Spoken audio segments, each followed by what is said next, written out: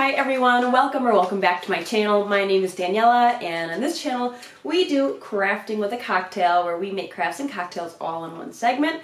Today's special cocktail is called a Red October, which I actually got from this Cocktails Galore book I just rented at my local library.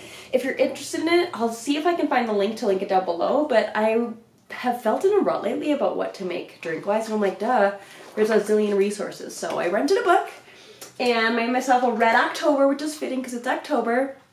And today we are doing all pink Halloween DIYs. I'm super excited. My favorite color is pink. If you can't tell, my hair is pink, my clothes are pink. I've done lots of pink DIYs before, added color. So despite our red drink, we are doing all pink Halloween decor today, and I'm super amped about it. I didn't even think about it as being a thing until I saw this one Instagram post that had like pink glittery ghost, and I was like, whoa! Mind-blowing! So I'm really excited to share with you today's DIYs. Let's jump right in, and then if you're interested, I'll show you how to make a Red October. Cheers! Before we dive into the individual DIYs, I just wanted to do a complete compiled spray painting of all the things I'm spray painting today, because there were many items and it didn't make sense to cut the clips in between each item. So I've got a Dollar Tree sign, I've got this bat skeleton also from Dollar Tree, and these little skeleton or skull cups that were from Dollar General. And I'm using a Dusty Rose matte spray paint on those, and then I'm spraying this skull and crossbones as well as the second Dollar General cup with a black spray paint. Just for reference, I don't have it on video, but I sprayed all of my items with 3 coats of spray paint to make sure they were all fully covered, as well as flipping them over, making sure any nooks and crannies were good too. Let's move on to our first DIY. I'm obsessed. It's this Bad Witches Club sign, which I think has turned out so cool.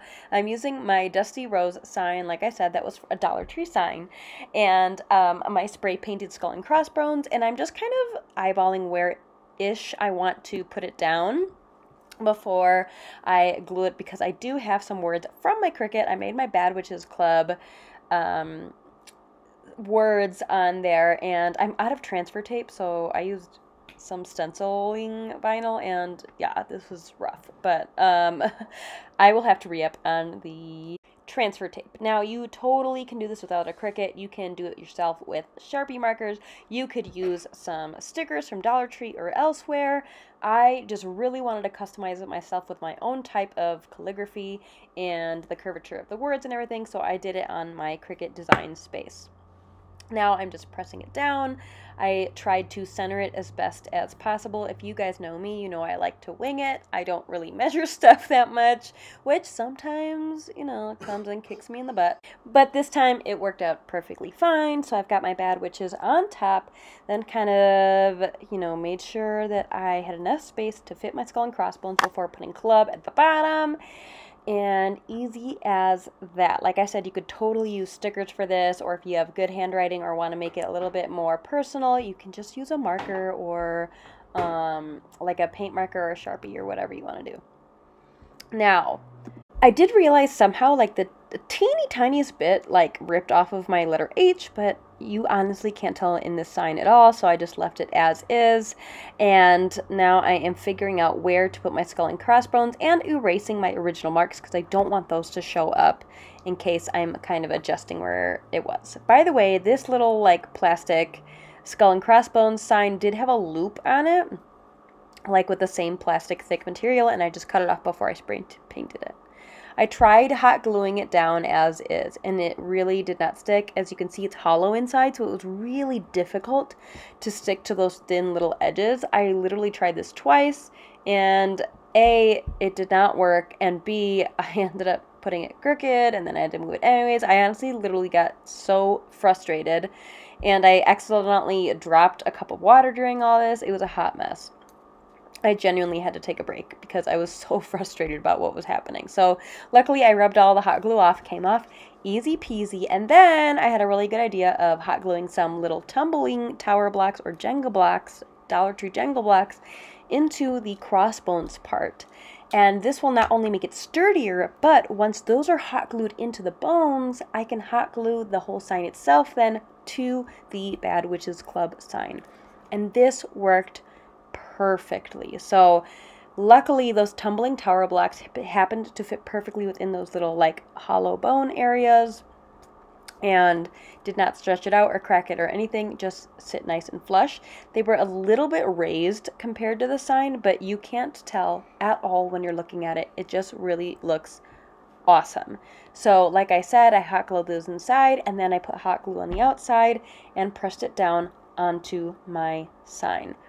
This sign is seriously so cute and so easy. It's amazing. So when I was doing that, I noticed a couple of little areas got scuffed on my skull. So I'm just touching them up with a little bit of black paint, and it was seamless. You totally couldn't tell the difference between the acrylic black paint and the spray paint. So don't worry if that happens to you. Now, a couple things to finish the sign off. One is I really wanted this to look professional. So I used some craft paper to trace out the sign and hot glue it to the back. I will advise, I totally should have done this before hot gluing my skull and crossbones, because it would have made it so much easier than having to figure out how to balance it upside down and being able to glue it nice and flat. Like, totally recommend doing that ahead of time, but for whatever reason in my head, I thought to do it afterwards. So that's what I recommend. This craft paper, by the way, this roll is also from Dollar Tree, and so this entire DIY is so budget friendly. Now this is what our sign originally looked like, which honestly is still cute, but I knew I had other intent for it. So like I said, I traced it out onto my craft paper, cut it out, and now I'm just lining it up on the back, and I'm going to hot glue it down the back to make it look nice and seamless and professional. I got this tip from many of Sammy from Unicorn Dust Designs videos of how to make your DIYs look way more clean and crisp and professional. She does it to basically all of hers. I'm normally lazy, but I knew I wanted this one to really be amped up and look as professional as can be, and I'm really happy I went the extra step, because it just really pulls it all together. Now, I just did a couple of trims in areas where the craft paper was kind of poking out. And I'm on to the very last step of taking some twine. Now, this sign came with some twine, that little like plastic end on it, kind of like a gift bag, where it just sticks the little plastic end out the holes.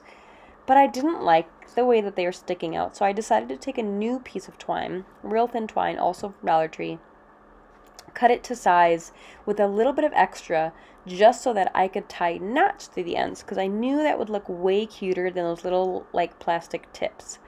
So I am just sticking it through the holes. By the way, I had to use my little Cricut weeding tool in order to poke through the craft paper that I had just glued on. And then I put my twine through the back, tied a hole in the front, cut it to the size that I liked. By the way, it's always better to do a little bit more and cut down than have to do too little. So I knotted 2 knots on each side, cut them down to size, and then I frayed them a little bit with my weeding tool just for a little extra pizzazz, and so it wouldn't look so stiff and structured. And that's it. This DIY is so easy peasy and so cute and so bad. I honestly love it. I hope you guys enjoy it too. Alright, before I show you today's recipe, I just wanted to invite you all to like, comment, and subscribe to help grow this channel to reach as many people as we can and inspire them with their crafting and cocktails, and hopefully get this channel monetized and so people can recognize us, because I really truly believe that this is an awesome idea and a concept as a channel, and I really want it to help fund my future dreams of having a rotating art gallery / bar. So please like, comment, and subscribe and share with people, and that really helps me. Now let's check out how to make our Red October drink. This drink involves cherry brandy, vodka, 7-Up, and some maraschino cherries. Now, I've got a few extra bottles here because I didn't want to spend the money on a whole bottle of cherry brandy. So what I did was I mixed some grenadine and brandy in a separate bottle, and I just let it sit overnight. Easy peasy cherry brandy. Okay, so if you happen to have cherry brandy, if you want to buy a whole bottle of cherry brandy, great. I didn't want to do that, so that's how I went about it. In my shaker here, I am pouring in 1 part vodka and 2 parts of the cherry brandy, like the recipe says to do, and I'm just going to shake it up with my ice in there to make it nice and cooled off. Now, to make the parts easy, I just did it with shot glasses. You could do half of that, which I ended up making one off screen after that I think was better with half of that, so half a shot of vodka, full shot of cherry brandy, just showing off my Elvis shot glass there that I really enjoy. And I'm just going to shake it up to make it nice and cold. On the right here, you can see my whiskey glass filled with some ice as well. Now, I like my drinks really cold, so I did end up adding 1 extra ice cube in there because, I don't know, I'm just an ice person. I really like things really, really cold. Let me know if you're the same way too. And I'm pouring that all in there. Now, in retrospect, I think I would have poured maybe half of that because, as you can see, that's full with a lot of stuff, okay? And then I'm topping it off with 7-Up. My advice would be don't pour the entire amount if you do that way, just because it is pretty strong, but it doesn't have a bad flavor. And then last but not least, I'm taking some maraschino cherries and just skewering them onto a little toothpick for a nice little garnishing, whatever it is. And I thought that this recipe was kind of fun, almost like a knockoff brandy old fashioned or a spin on a Shirley Temple, whatever you want to think of it as, but there it is.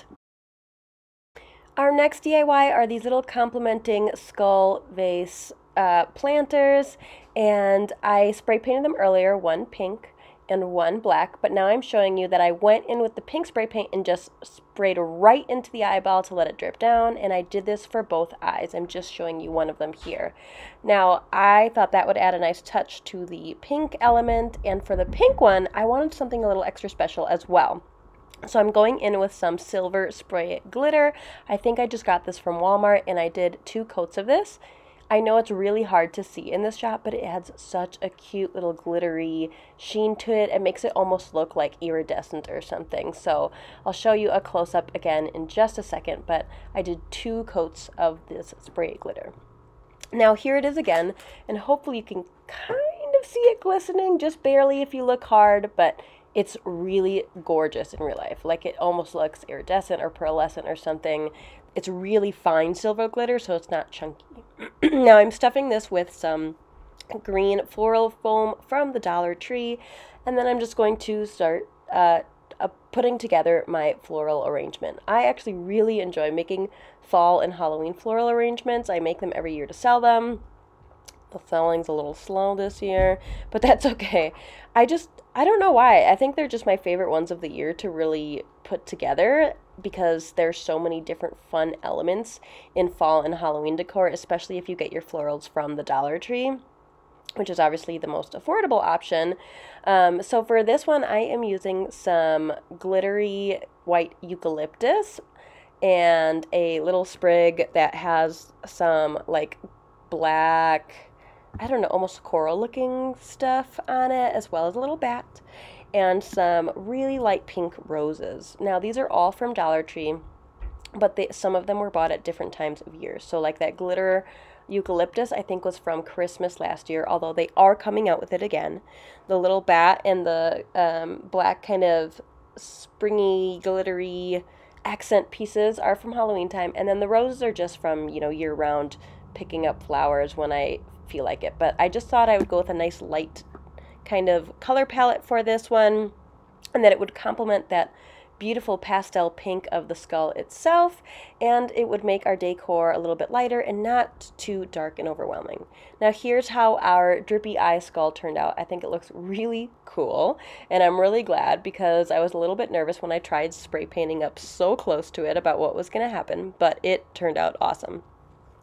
So I threw some floral foam in that one as well, and I'm going to do this piece a little bit different. Now, my centerpiece, or if I should say the focal point, is going to be this little bit more pinkish rose. The last ones were like super, super, super light pink, almost white. This one's got a little bit stronger of a pink tone to it, but still goes perfectly with my decor here. I'm adding some more sprigs of that Halloween-y, kind of corally, branchy looking stuff. And then, you know, I wasn't sure what to add. I didn't want it to be a bunch of flowers like last one, so I tried filling it up with these little tiny foam bones, because the concept felt like it would look cool, but the more I looked at it, I was like, nah, that doesn't look too good. So luckily I had a bag left of these like white stones that are also from Dollar Tree from an old project that I did like a year ago, and then I just kind of recycled the stones from it. So I just used these and filled up my cup full of these little stones, and this worked out perfectly.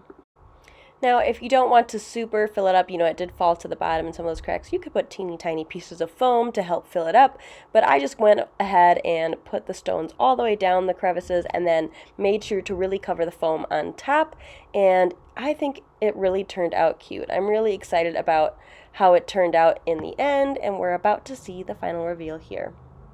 Here is our pink skull planter, our black with the pink eyes planter, and I think they really complement each other well, and here they are together. I think these are both spooky and chic all at once. Now, last but not least is this super cool bat door hanger. This is so easy and so cute. I'm just taking one of these webs from the Dollar Tree. It had a spider on it, and to be honest, that little glittery pink spider is actually pretty cute, but I didn't end up using it because I knew what I wanted to make.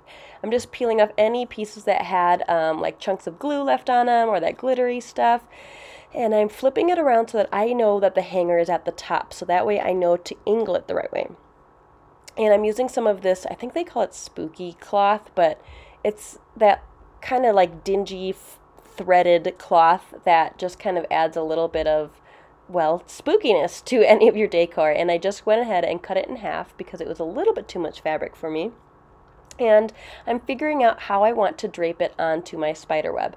I went for an angled view for this whole DIY. You could do it however you wanted, but I thought putting it at an angle would look the coolest. So I am just kind of positioning it, seeing how I want my bat on there, and just making sure I get it all to the place where I feel like it looks good.